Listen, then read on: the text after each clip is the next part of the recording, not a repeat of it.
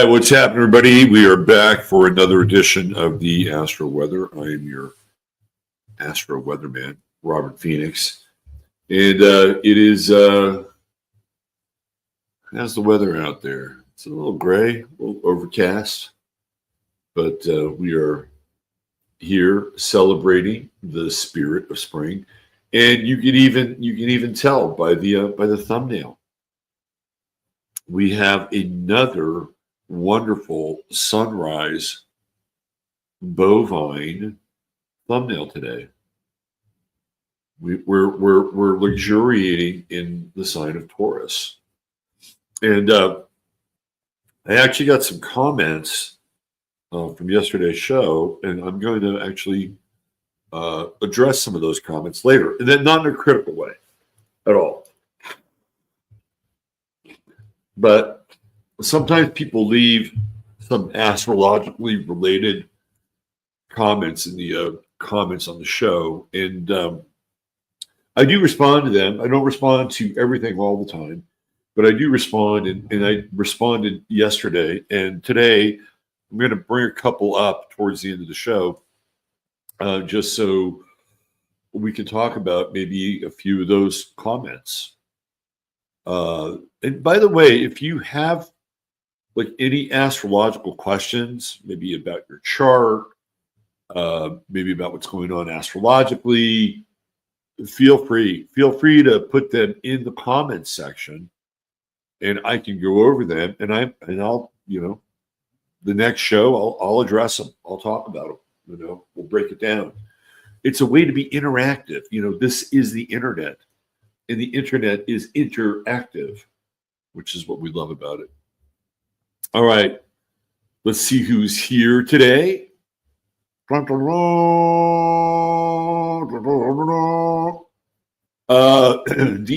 MC Michael Sisternita batting leadoff for the Chattaria. What do we call the Chattaria team? The Chattaria Choo-Choos. Kind of like Chattanooga Choo-Choos. Julie Sunshine, 333, the big cat lady, California contrarian. Scott Jerzyk, what's happening, Scott? You got Devin in the house. I actually retweeted Devin yesterday, and Devin got some retweets out of my retweet. Way to go, Devin. Good morning. Anybody else seeing the approaching Mars opposed Pluto trend playing out? People around, oh my God. Yesterday, it's really interesting. So I have this relationship with this guy who's my trainer, right? This guy that I've hired. He's really great. And I don't think he's going to mind me saying this, but he's in recovery. Right, he's in recovery, and he's taking this recovery thing like very seriously.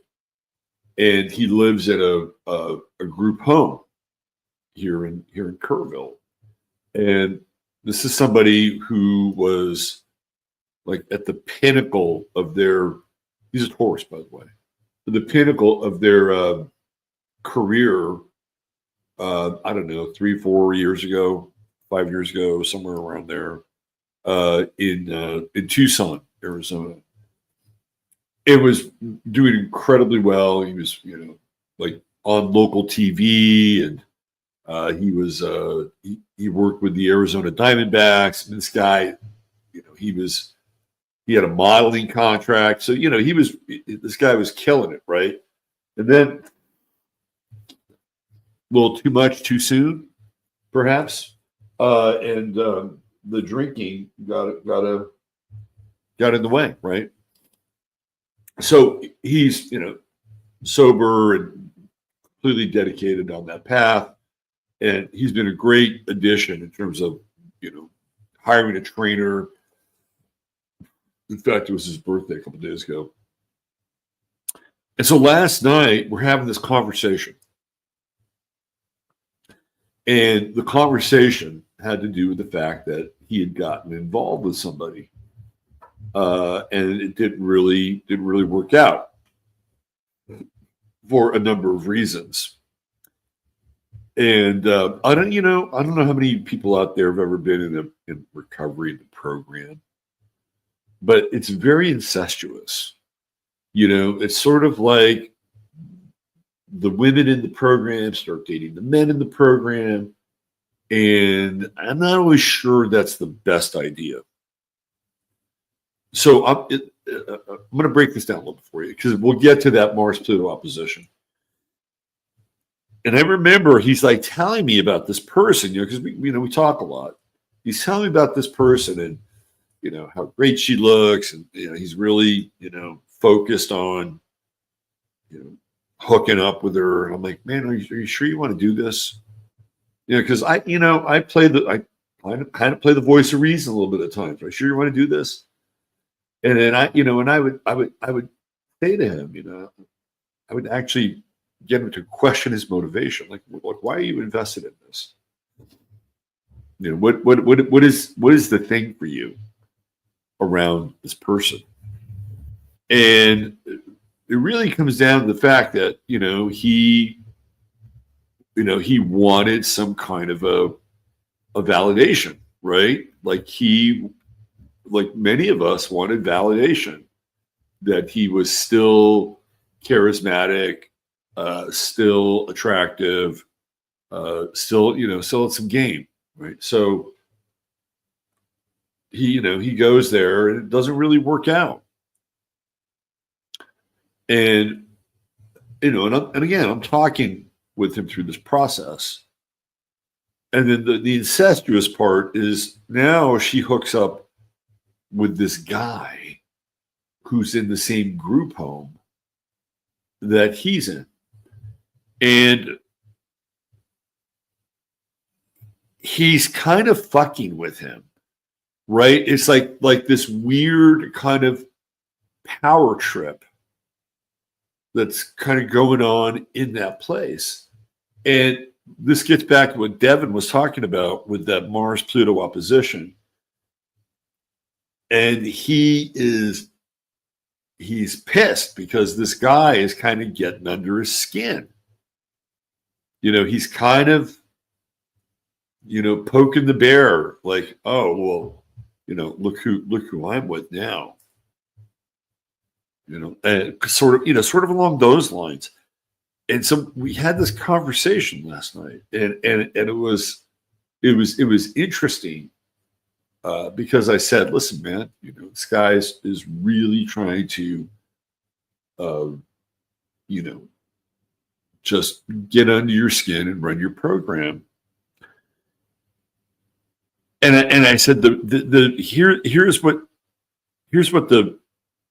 this is the knot. This is the Gordian knot. It's like, you want to be in control. You want to be in control, and you're not in control of the situation. And that's what pisses you off. You're not in control of the situation. You have some guy that you have to share a living space with, who is this constant reminder that this person whom you had attracted into your life, which was not really a great fit, but for whatever reason, right, couldn't control that situation. And now this other guy seemed to be controlling the situation better than you were controlling the situation. Well, but that was the only way that he could see this, right? He couldn't really articulate it. And it was like the Mars-Pluto opposition, which is what Devin is referring to. And once we talked about it and kind of, untangled it, it became easier for him to kind of break down, right, and sort of assimilate. I don't know how it's going to play out, but one of the things that I brought up, and this is something that you all may want to spend a couple moments just listening to, and I started to talk about this whole concept of archons and how archons will occupy somebody with the sole intent to get to somebody else and to hijack their emotions, their emotional energy, loosh, the bioforce. Like if you've seen the Matrix is telling you exactly how Archons operate. They're Agent Smith. Agent Smith and his other agents are the Archons because they occupy other people. Right? This is what they do. And if you're a Christian, you can say, well, that's the devil, or that's a manifestation of the devil, which would not be too far off if you want to translate it into those terms. And when I broke it down into the Archon model, you could just see like the lights were going off in his brain. Right? It's like, well, why do they do that? And it's like, because they want to feed off your energy. They want to feed off of your envy. They want to feed off of your insecurity. They want to feed off your smoldering frustration. You know, at that point, you become like the golden corral of the psychic buffet. And you can't do it. You can't let them have access. And so we talked about a couple of tools. And one of the things that I said to him, I said, you got to set some boundaries with this guy. And I think this is one of the things, if we're talking about Sun, Taurus, Mars, Leo, Pluto, Aquarius, you want to set boundaries. This is a really good boundary setting period of time. And I gave him a tool. This is one of the things that I do in coaching. I'm very good at interpersonal communication skills and dynamics. And most of it is all based on agreement. And what we do is we subconsciously agree to things that we don't want to agree with.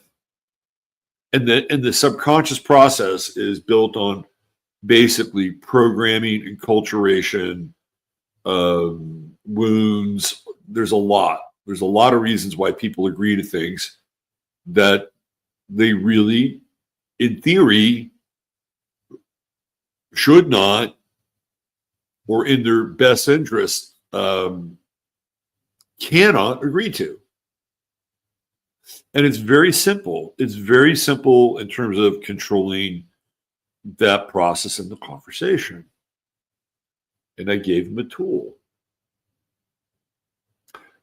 Because another one of the things that this guy does, I hope you don't let me sharing this with you, because it's interesting. These are interesting sort of dynamics that the unexamined psyche, right, both in ourselves and other people, provide for us. And one of the things that this guy does is he comes up and he gives him a big hug and, hey, brother. And it's like, it's completely disingenuous. It's invading his space. And it's almost a subtle form of dominance because now, you know, he's Stuppen recovery girl, right? So I said, first of all, you can't let him do that. You can't let him, you know, come into your space like that. And I gave him a few other things to think about and ponder and say. But at the end, I said, and as far as contact between you and I in this household, we can agree to greet each other in the morning, say goodnight, hello. But other than that, that is the extent of our contact. And do you agree with this or not? And that's it, right? So the person is forced into a binary choice. And when you set something up like that, which is important, it's very important. But when you set something up like that, you cannot say another word. You cannot try to explain why you don't want to have contact. Because if you do, you will lose the moment. And so that person has three choices in that situation. They can either say, yes, I respect your wishes. Great. Done. Problem solved. Right? No, I don't. Then you can talk about it. And you can just continue to come back. That's fine. That's great. And I'm asking you once again that my interactions with you from here on out are going to be limited. And they're going to be polite and cordial, but nothing more than that. Do you agree upon that or not? Right? And the person has to make one choice or the other. And they can circle around it, and they can yammer and this and that. But at the end of the day, if you just bring the conversation right back to the binary choice, do you agree to it or not? And if they agree to it, there you go. There you go. Contracts are binding, and they don't have to be on a written piece of paper. The contract is between two individuals, and it's a simple yes or no. And this is the same thing that I talk about when people theoretically want to help somebody else. And I bring this up. How many times has somebody just all of a sudden started telling you what you should be doing with your life, and where you're going wrong, and on and on and on. And how long does that conversation generally last in your brain? 10 seconds? Like, they may be there, but you're not listening. Why? Because they did not ask for your permission to share their thoughts or their insights or their feelings about your life and your experience. That is not a contract. That is not agreement. Now, if they ask, that's a completely different topic altogether. First of all, it gives you an understanding that the person that you're dealing with has some consciousness, has some self-awareness, that it's not just them spouting off about what you should or shouldn't be doing, but they might actually really care about who you are, because they're caring enough to ask whether or not you want to hear what they have to say. It's that simple. And guess what? You can say yes. You can say no. You can say, you know what? I'm not really ready to have this conversation right now. Boom. It's that easy. And if you flip it around and you want to have a valuable conversation with another person, you do the same thing. Would you like to hear what I have to say about that? Would you like to hear what I think? And once they say yes, then guess what? You have a contract. You have an open conduit and a channel for communication. But if you're the one that says, well, I think you should be doing this with your life, you should be doing that with your life, and I don't think you should be seeing that person, what happens? 5 seconds in, other person is tuning you out. And then what happens? There's a layer of resentment and frustration that begins to build up within each person. See, I told you so. I told you so. You should have listened to me. You shouldn't have been with that little tramp. I told you so. And how many conversations have we all had like that? So anyway, just bringing it back to center, right? Bringing it back to Devin's comment. It's that Mars-Pluto opposition and this need to be in control, right? This is what it's really bringing out. This need to be in control. And it's sometimes it's important to have what we would call self-possession. Self-possession, there's nothing wrong with it. Being self-possessed is fine, right? Being overly controlling or letting another person control you because they know that you're the one that wants to be in control, and they got your buttons, right? So this Mars-Pluto thing is really, really interesting. And I do believe that it is important for one to assert themselves in ways that are healthy. And there are healthy ways of self-assertion. And there are unhealthy ways of self-assertion. And the most basic, primary, fundamental way to practice healthy self-assertion is to have good boundaries. Boundaries are important. They're vital. And somebody that has good boundaries and understands the other person has to have their own version of boundaries, what that does is it neutralizes the sense of control, because you're allowing the other person to have their boundary and to have their space, and that you're not taking a medieval battering ram and going into it and trying to knock it down. So these two positions, when they are engaged and healthy, cancel out the need for control, because there's an understanding and a respect for boundaries. It's that simple. It's that simple. So this is a really good time to be able to practice that, and to practice it in a way where you're not being domineering, you're not being overly controlling, right? You're not being an emotional fascist. What you're doing is you're practicing the establishment of respectful emotional boundaries. And it can be very difficult, especially when you have a fixed T-square going on, because people's buttons are getting pushed, right? They're getting pushed all over the place. And we all have our version of this, right? We all have our versions where we want to be in control. I want to bring up another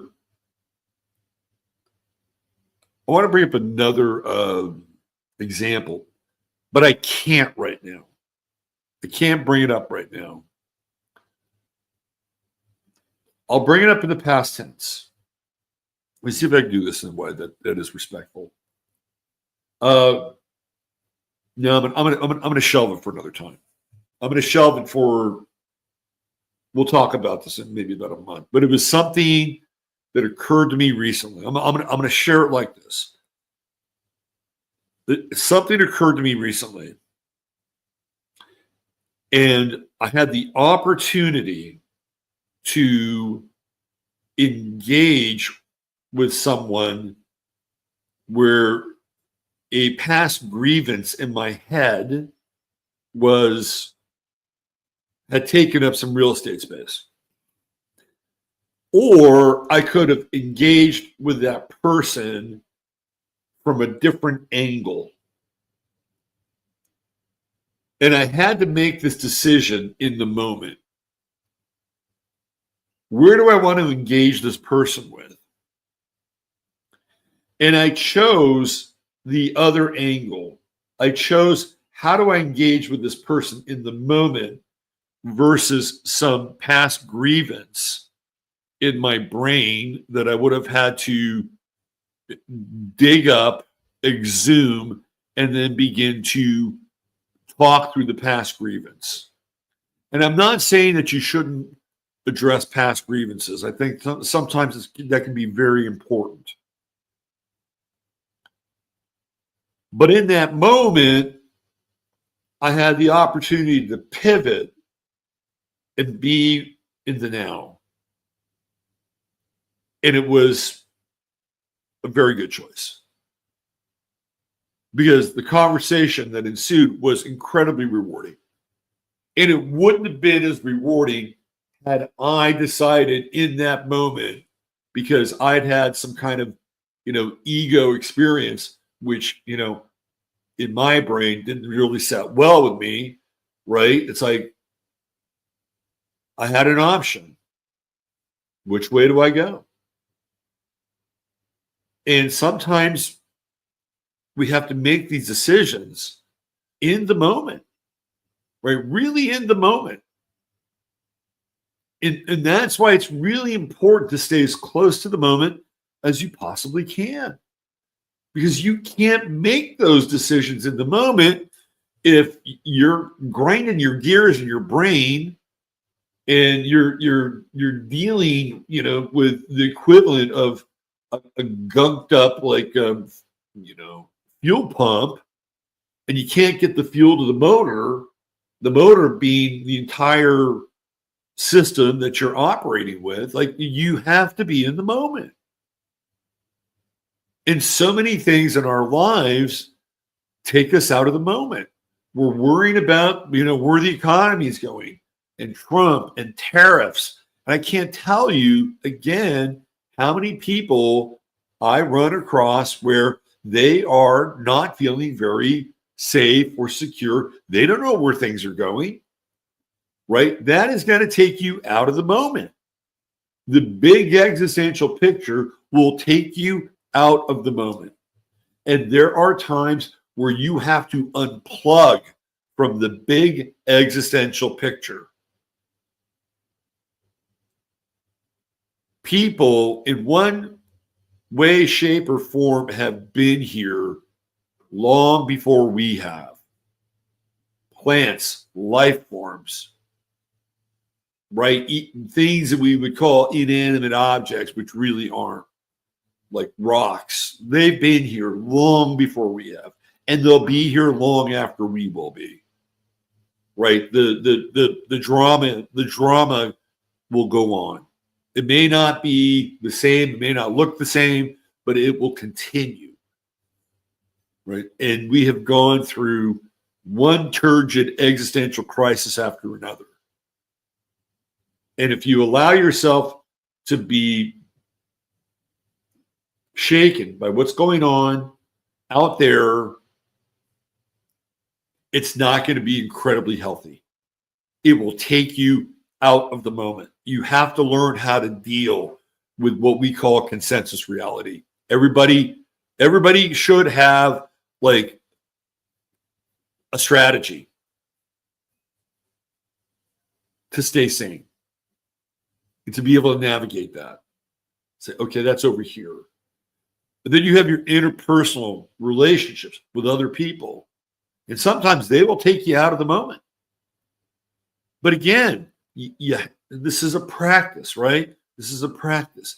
And you have to whack away at, the dense foliage of whatever that is so that you can be in the moment, you can be present, and you can make choices that are literally pivotal choices to pivot in the moment, where you can act or react out of some kind of past pattern that might have been suitable for you at some other time, or you can pivot into another potential that all of a sudden opens up a new area of possibility and communication and connection with another person, with a part of yourself that is very important. And you don't get there unless you're in the moment. And it's one of the hardest things for us to be able to practice and stay with. And now we got this T-square going on. And boy, does it want to shake the timbers of not being in the moment.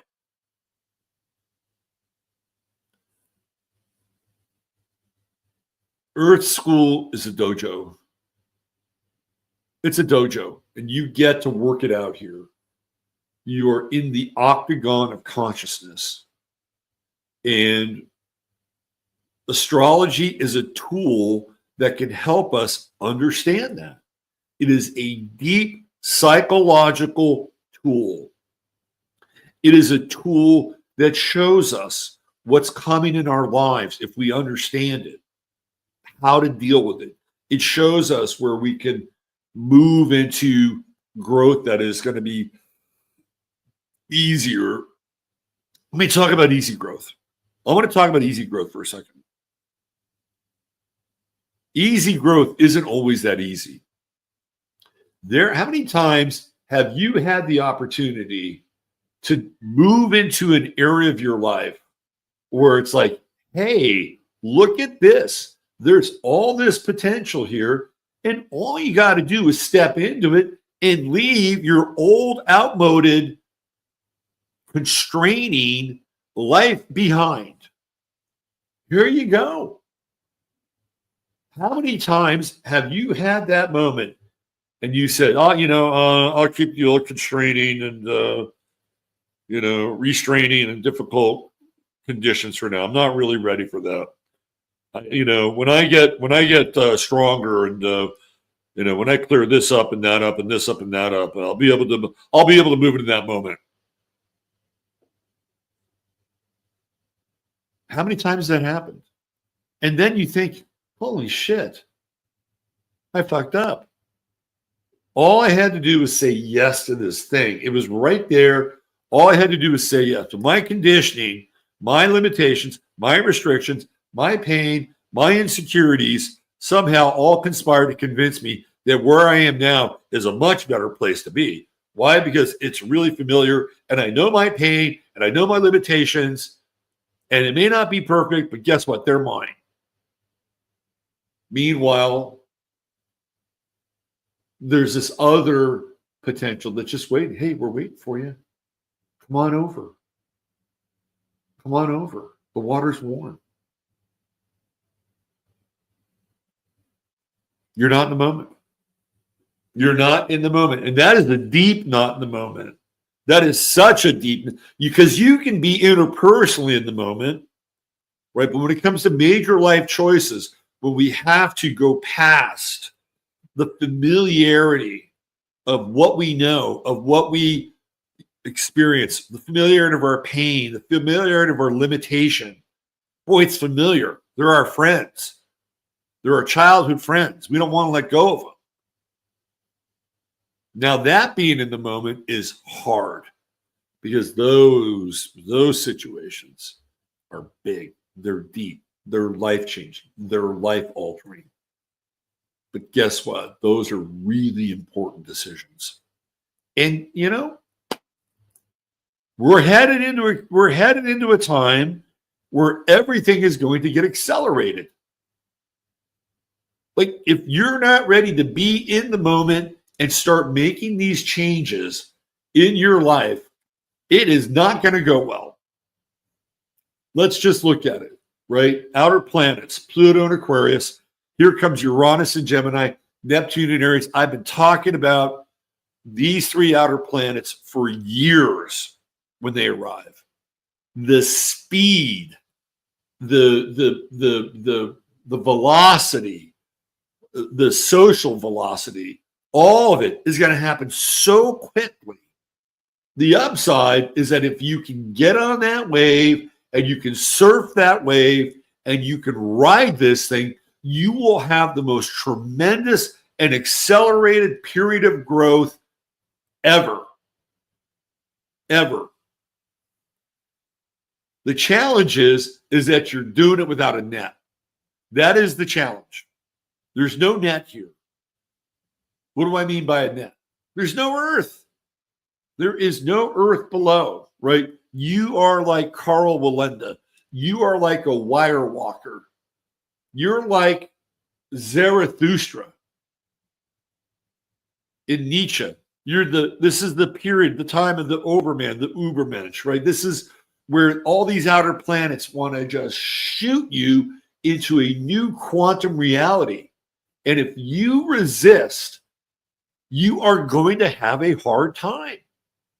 It's plain and simple, right? This is where the energy is going. Air and fire, air and fire. What do you get when you get air and fire? Well, you get bigger fire. You get combustion, right? It's very combustible. And combustion is energy. It's energy.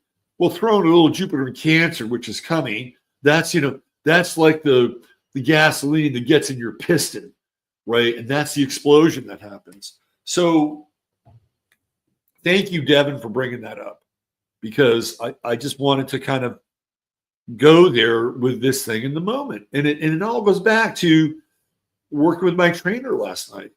And all these things that are taking him out of the moment.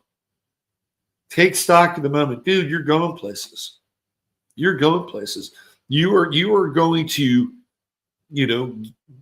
get back in the game, and it's going to be bigger and better than it was before because you won't make the same mistakes, right? You won't let your ego take over and start making bad choices. You know what that's like. you put your hand on the burner, and the burner, even though it was off, was still hot. You're not going to do that again. All right. I didn't know I was going to go there. Thanks, Devin. Let's take a quick look here at the aforementioned planets. Let's see what we're going to do here.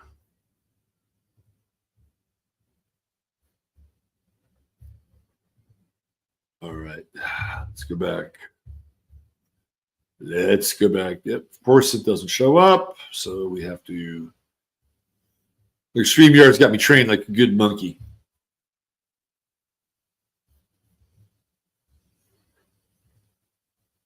All right. Here we go. This is what we're talking about. Right here. Here comes Mars. Dun, dun, dun, dun, dun, dun, dun, dun. Dun, dun, dun, dun, dun, dun, dun, dun. Mars-Pluto opposition. There's the sun. This is the fixed T-square. Break it on down, people.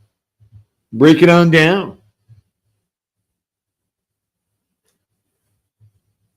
Out there in the so-called world, which is just merely a manifestation of our collective thought forms that we all agree to inhabit, there's going to be tension. There's going to be tension.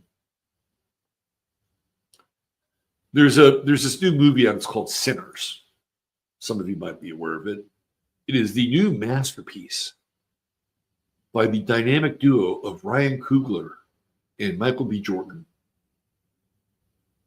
A period piece set perhaps in the 1930s in the South, the birth of rhythm and blues.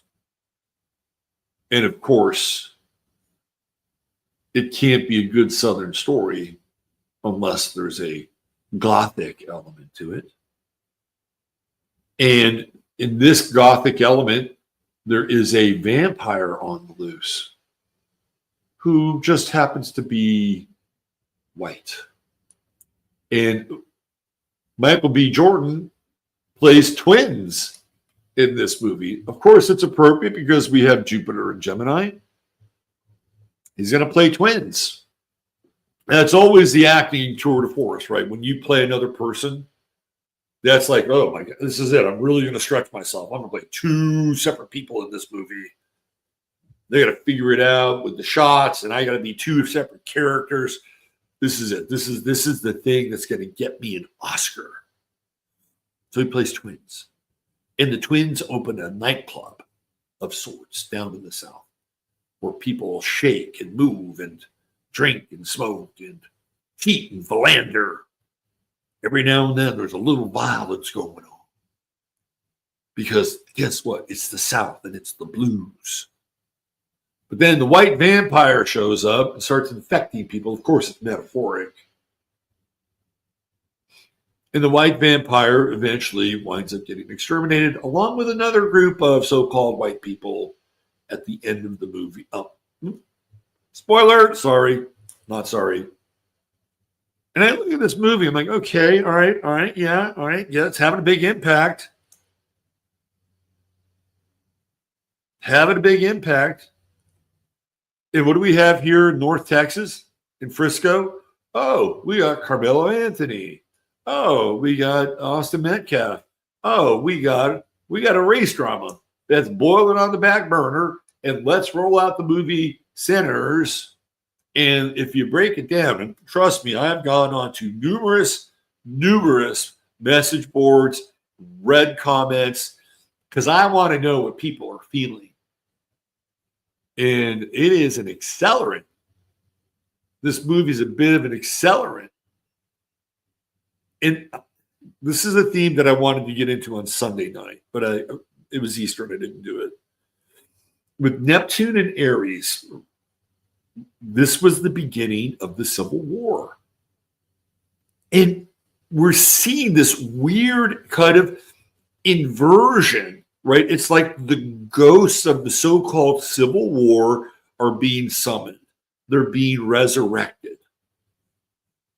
And we thought for a moment, because Trump won the so-called black vote, that would kind of crush some of the identity politics.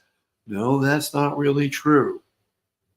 Right? And now we have this movie that originates from the South. And we have this thing with Carmelo B. Anthony, or Carmelo Anthony, whatever the fuck his name is, and Austin Metcalf. Technically, Texas is the South. And it's this weird, how do I say this? Summoning. That's the only way I can talk about it.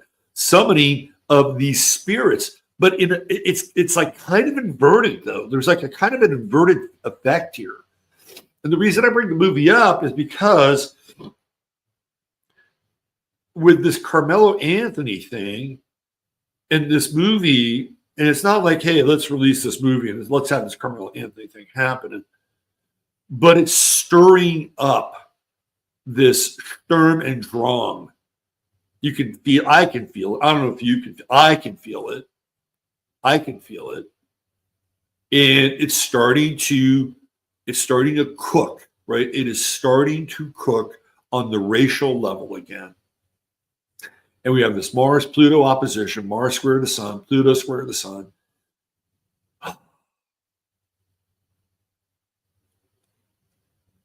And it's mounting. The tension is mounting.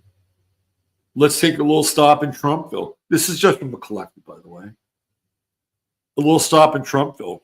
I can't tell you, again, how many people I talk with who are free thinkers, who are Americans, America First people, and they're scratching their heads and saying, what the fuck is going on here? What is going on? Like, where is all of this going? And it felt like coming out of the gate, man, Trump had all this momentum, right? All this momentum. And now all of a sudden, like, weird things are happening.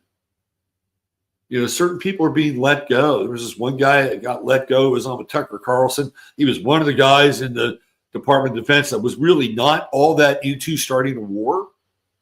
It's like, what's going on there? And rumors are getting out that there's a lot of infighting inside of the Trump administration. Well, why do you think that is? Because if you look at the people that Trump has hired, most of them have been on Fox News, or they've had exposure to Fox News, or they look like they should be on Fox News. And they have a sense of like personality. They have a sense of media exposure. Hey, I was a big fucking deal on Fox News. I got to sit in the chair and get makeup. I'm talking about Pete Higson, but there are others, right? And so what you're seeing, what you're not seeing behind the scenes, is you're seeing a lot of ego clash going on in the Trump administration. You're not seeing it, but it's there, I can tell you. And this Mars-Pluto opposition and Mars square to the sun is going to bring it out. You're going to hear more about this. You're going to, and you know, they have to have a united front or whatever, right?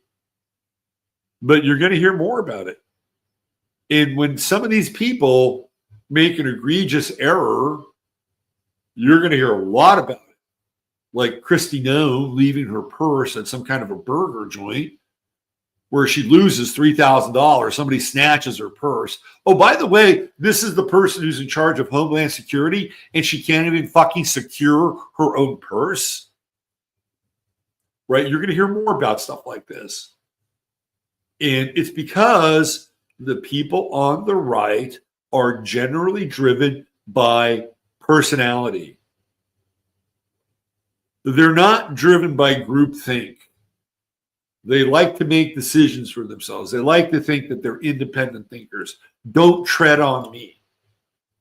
You know, and there's a lot of validity to that. And so this is the mindset of people on that side of the equation. And it's like herding cats. This is why generally the Republicans lose, because they're not involved in the group mind. Not like the Democrats. They're all group mind. They're all group mind. They're all, you know, covering up for, you know, each and every one's like inability to completely function on a day-to-day level in life. Strength in numbers. That is the Democratic mindset, man. Strength in numbers. But that's not how the right operates. The right operates like, hey, I get to run my own fucking life, right? I get to run it. Don't tell me what to do. Don't tread on me. You get a bunch of people like that together, guess what? You got a lot of chiefs, not a lot of Indians. So again, we're in this T-square, Mars-Pluto opposition. And oh, by the way, Mars is moving into Trump's 12th house. And what did I say? I said, you need to pay attention to Trump starting mid-May, because that's when Mars begins to conjunct his Pluto. Who was the last person to see the Pope? J.D. Vance. And who is next in line to be president? J.D. Vance. And besides the Pope, who theoretically would be the most powerful figure in the world because he controls the Catholic Church, who's the next most powerful person? Theoretically, the President of the United States. We are entering into a very interesting period, and a period where there is likely, I'll even take the likely part away, I won't catch it. There's going to be more social disorder coming, which will make it more difficult for you to stay in the moment. But guess what? There's a path here. It's right here. Here's the path. It's Mercury. It's Neptune. It's the trine to Mars. It's, again, I'll bring up what happened yesterday. I'm training with my trainer. And normally, he's engaged in working with me. Last night, he set me up and, man, he's working out. Like, he is fucking working out. And I'm watching him.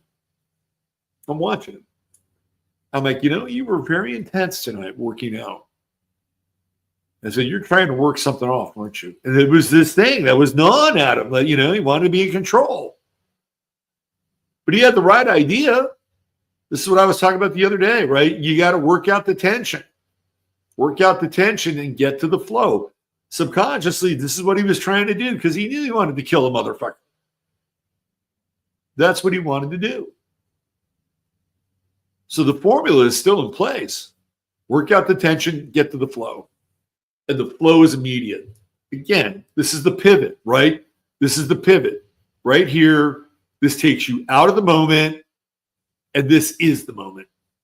You can flow into new possibility, new potentiality, but if you get hung up on the fixed T-square, past grudges, past grievances, wanting to be in control, right? Get through that shit because there's greater potential and, dare I say, even more control when you get through this and you let go of it and start to move in this direction. You're like, holy shit. You mean it was that easy? All I had to do was this? All right. We're running out of time here. Let's get to our True Hemp Science start of the day.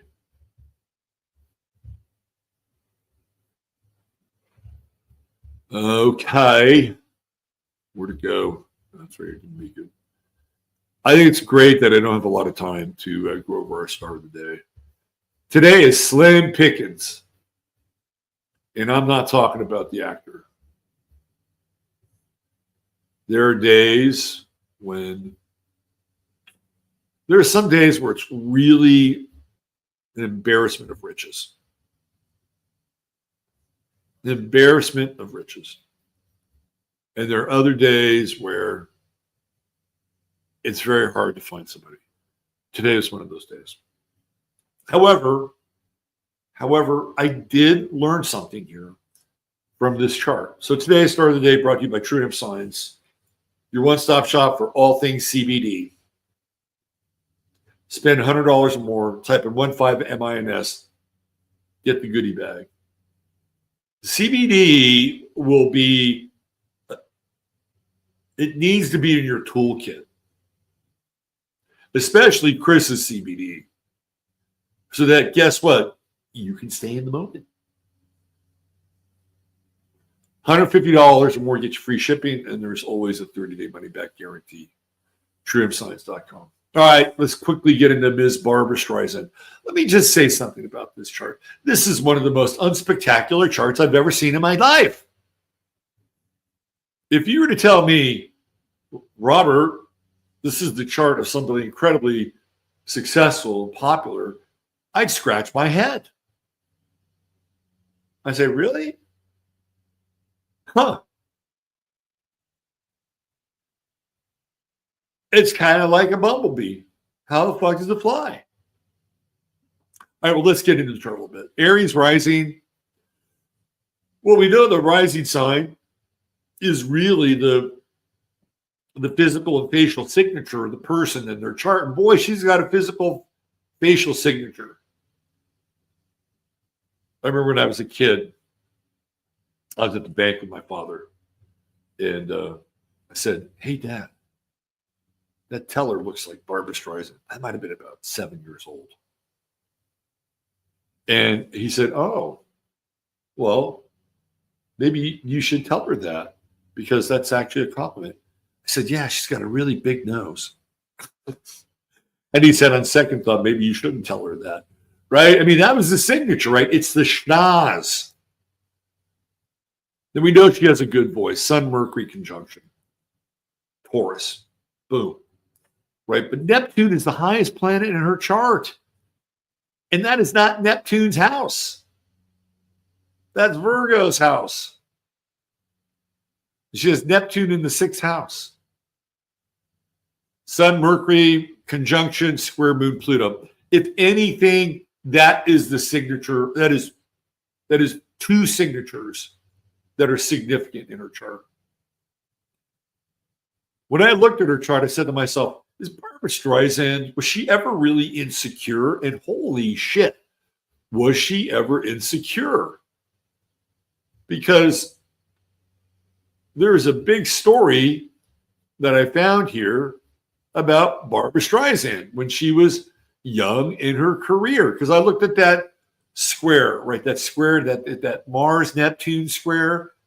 Barbara Streisand has been such a force on the entertainment scene for long. Her 1963 debut album, recorded when she was just 20, won an Album of the Year Grammy. But here, right, it says, in 1966, for example, Life published a cover story on the then 23-year-old Brooklyn native that portrayed the young star as a fear-ridden girl terrified that her early success could suddenly fall apart.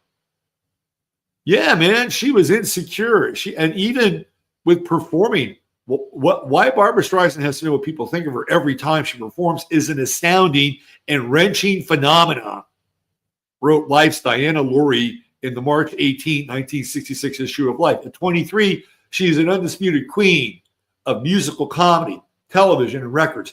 Every one of the 7 records she has made sold 1 million copies. She gets $50,000 per concert. For nearly 2 years, she pulled in standing room only audiences for an otherwise undistinguished musical funny girl. Everybody knows Streisand is on top. So does she. And the more she is hailed, the more scared and unsure she feels.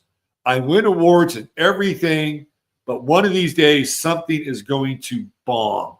It's a scary thing, right? And this is what I focused on when I looked at that chart. When I looked at that chart, it was this. It was the Jupiter-Neptune square, the Mars-Neptune square, the exacerbation of fear. This person lived with tremendous anxiety. I'm telling you, tremendous anxiety. And it's the square with Sun, Mercury, Pluto, Moon that pushed her constantly right through that anxiety. 5th house Leo, performing. So this is somebody who was able to overcome this tremendous amount of fear and anxiety because she has talent. She's got a Sun Mercury conjunction in Taurus. She can sing. And she had to push through this. It must have been absolutely excruciating being in her body. You know, Saturn-Uranus conjunction in the 2nd house.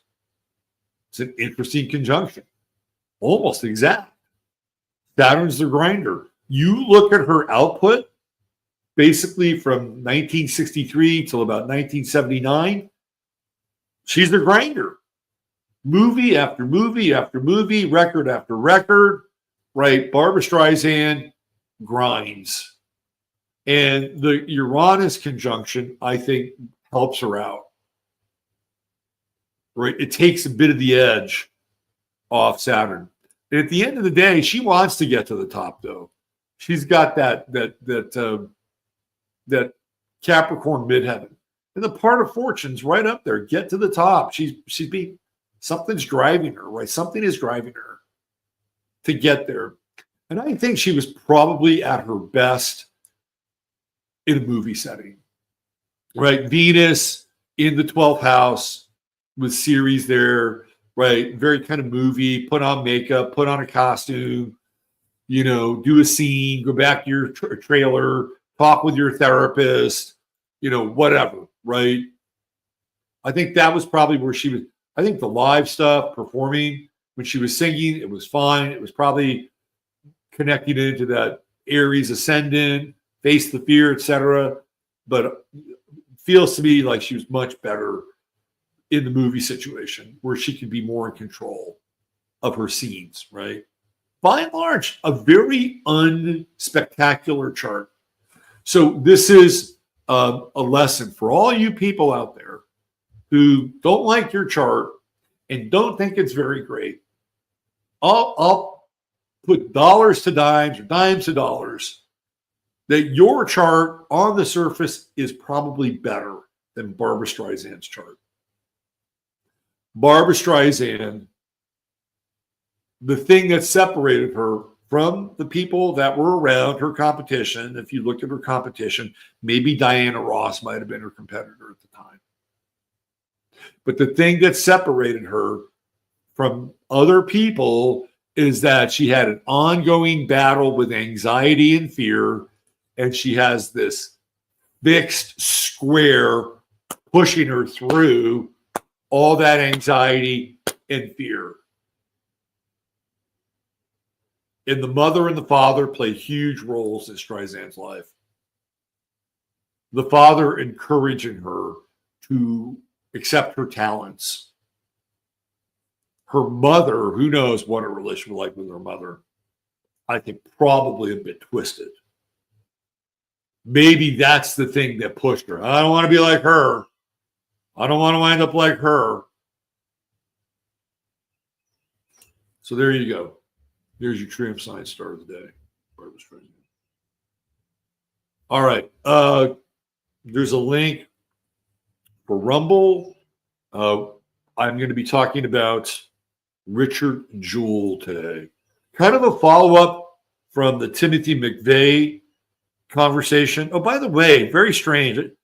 I realized yesterday that Pat Tillman, the great American who quit the NFL to go play cowboy over in the Middle East because of 9/11, he died on Tim McVeigh's birthday.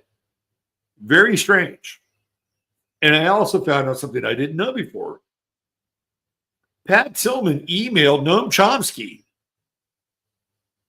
And he was telling Noam Chomsky what was going on there in Afghanistan. And he was going to come back and blow the lid on the whole thing.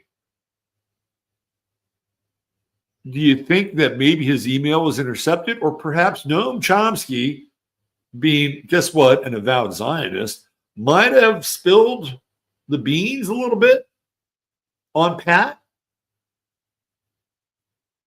Question mark? Anyway, odd occurrence. Pat Tillman dying on Tim McVeigh. And they both had this kind of love for America and being a soldier. Oh my God. What a weird world of mirrors we're in. All right. Thanks for being here. You know the drill. Take good care of each other. Take good care of yourself. Treat each other well. God bless. Love you all. Robert Phoenix signing off. Hope to see you over there on 15. Bye for now.